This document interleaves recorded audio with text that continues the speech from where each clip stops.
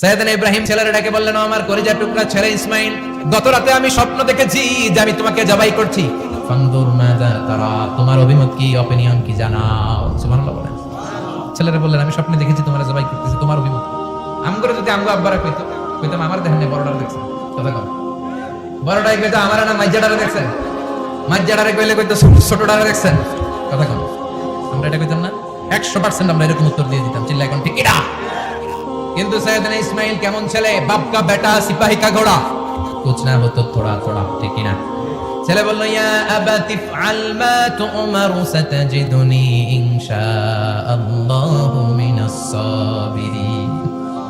কি ছেলে, আমগড়িও বলা ওইটাও বলা, পার্থক্য আছে না নাই? ছেলে কয়, বাবা আমি তো ডরাই না, আমি ডরাই আমনে লইয়া। আমনে ডরান কিনা, আপনি ভয় পেয়ে যান কিনা ওই টেনশনে আমি আছি। আপনি যেমন এত মায়া করেন, আপনি যেমন এত ভালোবাসেন, আমাকে শুইয়ে দিয়ে যে জবাই করবেন, ফিনকি দিয়ে যে রক্ত ঝরবে, আপনি ভয় পেয়ে যান কিনা ওই ভয় আমি পেয়ে যাও। আমার অন্তরে কোনো ভয় নাই।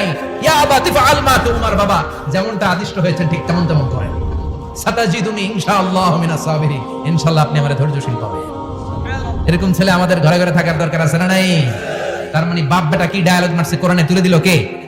আবার সাইয়েদনা ইব্রাহিম এলাকার লোকদের সাথে কি কি ডায়ালগ মারলেন সেটাও কোরআনে আছে না নাই? তিনি বললেন, মা হাযিহি তামাসিলুল্লাতী আনতুম লাহা আকিফুন। ও এলাকার লোকেরা, নিজের হাতে মূর্তি বানিয়ে মাথাটাকে নিচু করে ওম নমো ভগবতী কেন পড়ো? কেন কেন? ক্বালু ওয়াজাদনা আবানা লাহা আবিদিন। দেখেন কনভারসেশন কি এক পক্ষের হয়? কথোপকথন করতে হলে কয় পক্ষ লাগে? উনি বললেন, এই মূর্তিগুলোর সামনে তোরা মাথা নত করে দাঁড়িয়ে থাকিস কেন? তারা বলল, ওয়াজাদনা আবানা লাহা আবিদিন, আমরা আমাদের বাপ দাদাদেরকে দেখছি এরকম করতে, জন্য আমরাও করি। সাইয়েদনা ইব্রাহিম বললেন, লাকাদ কুনতুম আনতুম ওয়া আবাউকুম ফি দালালিম মুবিন। তোরাও শেষ, তোর বাপ দাদারাও শেষ, তোদের বাপ দাদারাও গোল্লায়, তোরাও গোল্লায়, চিল্লাই কোন ঠিক না? কি কনভারসেশন। এরপরে বাৎসরিক পূজা অনুষ্ঠানের দিন আসলো। বাৎসরিক পূজা অনুষ্ঠানে সবাই ইব্রাহিমকে ধরছে, ইব্রাহিম চল আমরা পূজা দিতে যাব। সাইয়েদনা ইব্রাহিম ফানাযারা নাযরাতান ফিন নুজুম, তাকালেন আকাশে আর বললেন, ইন্নী সাকিম, আমি যেতে পারবো না, আমি অসুস্থ। আমি কি আসলে সুস্থ ছিলেন? তো অসুস্থ বললেন কেন? কারণ অসুস্থতা দুই ধরনের, চিল্লায় বলেন। একটা শারীরিক, আরেকটা সাইয়েদনা ইব্রাহিম মানসিকভাবে প্রচন্ড বিপর্যস্ত ছিলেন, অসুস্থ ছিলেন। এর কারণ গোটা উম্মাত মূর্তির পূজা করে, এই দৃশ্য দেখে কোনো নবী মানসিকভাবে সুস্থ থাকতে পারে? উনি বললেন, আমি অসুস্থ, তোমরা যাও। সবাই বলল, ঠিক আছে আমরা যাই। ইব্রাহিম তুই আমাদের ঘরের মূর্তিগুলারে পাহারা দে। মূর্তি পাহারাদার একজন ভালো লোক পাওয়া গেছে, মূর্তি পাহারা দেওয়ার জন্য ভালো একজন পাহারাদার পাওয়া গেছে। নাম কথা কন, কথা বুঝতে কষ্ট হচ্ছে মনে হয়। মূর্তি পাহারা দেওয়ার জন্য কারে পাওয়া গেছে? সাইয়েদনা ইব্রাহিম কয়, ঠিক আছে আজকে পাহারা দিমু, জন্মের পাহারা, যা তোরা দিতাছি, পাহারা দিতেছি যা। এইবার সাইয়েদনা ইব্রাহিম মূর্তির ঘরে ঢুকলেন। দেখেন কি সুন্দর কথোপকথন আল্লাহ তুলে দিলেন। আল্লাহু আকবার। মূর্তির ঘরে, দেবীর ঘরে ঢুকে উনি ঘুরে ঘুরে তাকায়, দেখে একটা এমনি আর একটা ব্যাগ, 14-15টা হাত নিয়ে তাকায়। উনি সবগুলোর সামনে এভাবে তাকায়, দেখে এক একটা চেহারা, একটা হাতির গণেশ স্টাইলের, আর একটা এরকম, আর একটা নারীর, আর একটা বাঘের, আর একটা তলোয়ার নিয়ে আইতাছি কোপায় ভালো আছে না নাই? সবগুলোর সামনে যায়, যে দেখে আর অবাক হয়, কত ধরনের খোদার কাছে এরা কত কিছু চায়। আর যে দেখে প্রত্যেকটার সামনে ডেজার্টস আইটেম, মিষ্টান্ন, এক একটার সামনে রসমালাই, এক একটার সামনে কালো জাম, লাল জাম, রসগোল্লা, চামচাম, দুধ মালাই, মালাই চপ, আছে না নাই? যে পানি চলে আসছে অনেকের। তো সাইয়েদনা ইব্রাহিম অবাক, কি রে এত মূর্তি, এত ডিজাইন, এত ভাবে অঙ্গভঙ্গি করে আছে, এত খাবার দেয়া, খায় না কেন? সাইয়েদনা ইব্রাহিম ভাবলেন, মনে হয় নাগাল পাই না, আমি একটু তুইলা ধরি। উনি রসমালাইয়ের বাটিটা নিয়ে যেটা হা করে আছে ওইটার সামনে যায়, কয় খা। কি কয়? বানাই কইতেছি মনে হয়। ফারাগা ইলা আলিহাতি, মূর্তিগুলোর কাছে গেলেন। ফাকালা আলা তাকুলুন, খাবি না? খাবি না দাঁড়া, আমি কিছু খা, কোরআন থেকে বলছি, ঠিক কি না? উনি ভাবলেন ওরা হয়তো খেতে পারে না, নাগাল পাচ্ছে না, কিংবা আমারে দেখে লজ্জা পাচ্ছে।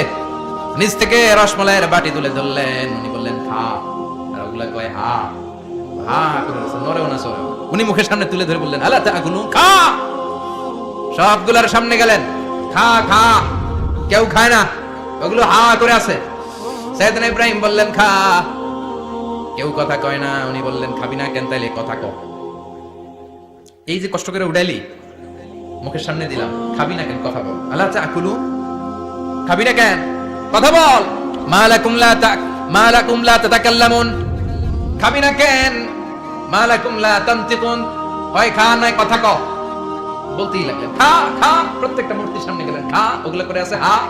কোনো কথা কয় না, কয় কেন খাবি না, তাহলে কথা কয়, খায়ও না কথাও কয় না। আপনার ছেলে বায়না ধরছে, আব্বা চানাচুর খাবো, কি খাবো, চানাচুর কিনে দিলেন, এই না চানাচুর, এখন চানাচুর খায় না, কিরে বাপ খাবি না, কেন কথাও কয় না, খায়ও না কথাও কয় না, এখন বাকি আছে কোনটা, কথা কর। রাগা আলাইহিম দারবাম বিল ইয়ামিন, ডান হাতে কোপানো শুরু করলেন, ইচ্ছা মতো ঘুষি কিল মারতে মারতে মূর্তিগুলার সাইজ। ফারাগা আলাইহিম দারবাম বিল ইয়ামিন, এক একটা নবীর হাতে জান্নাতি শক্তি দিয়েছে কে? খা নাইলে কথা ক, খায় না কথাও কয় না, বাকি আছে মাইর মারতে শুরু করলেন, মারতে মারতে সব শেষ। তারপরে খুঁজে পেলেন একটা কুড়াল, কি পেলেন? কুড়াল দিয়ে মারতে আরো সুবিধা, খালি এটা এভাবে মারে ওইভাবে মারে, মারতে মারতে যতগুলো মূর্তি ছিল সবগুলো মেরে বড় মূর্তিটার গায়ে মারতে যাবে, ইন দা মিনটাইম স্টপ, না এটারে মারবো না।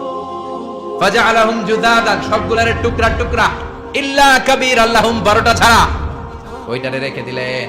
আর বুদ্ধি করে কুড়ালটারে বড়টার কাঁধে ঝুলাইয়া দিলে, বড় মূর্তিটার কাঁধের মধ্যে ঝুলাই দিলেন। ঘটনাটা সুন্দর হয়েছে না? এখন কেমন যেন মনে হয় এটা কুপাইয়া দাঁড়া দিয়েছে বাবার বেটার মতো।